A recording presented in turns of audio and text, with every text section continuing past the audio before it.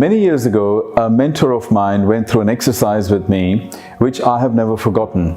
And today I want to take the opportunity to share the same thing with you because you're going to find it quite insightful.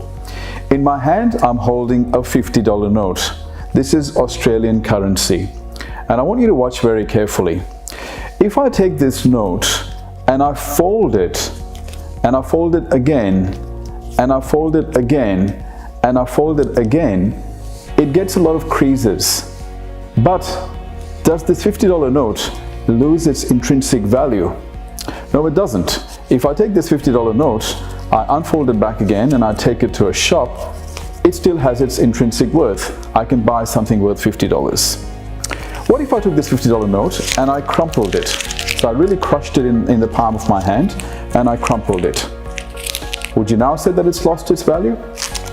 Well, it still hasn't. Even though it's got wrinkles all over it and it's completely, it looks different, it doesn't look as smooth as it did, I'm sure you would agree it hasn't lost its value. I could still walk into a retail shop and I could buy something with it. Now, what about if I do this? What if I drop it and what if I stamp on it? Okay, now I actually feel horrible doing this, but I'm just making a quick case for you. What if I do that? Now it looks even worse. It's probably got some dirt on it and it's been trampled over, but even now this $50 hasn't lost its intrinsic value. The point that I'm simply trying to make is this: no matter who you are, how much adversity you've gone through, how many challenges you've gone through, or how many setbacks you have experienced, you do not lose your intrinsic worth as a human being. You see, the human spirit is very powerful.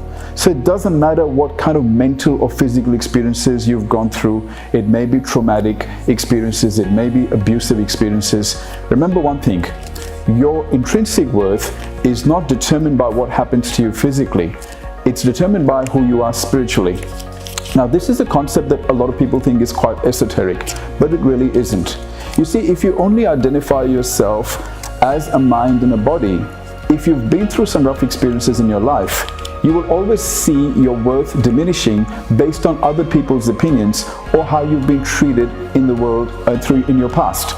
But the fact is, if you start to see yourself as more than a mind and a body, and you start to realize that deep inside of you, deep within this exterior, you actually have a powerful human spirit that doesn't lose its worth. You see, you don't lose your ability to create no matter what. You do not lose your ability to imagine.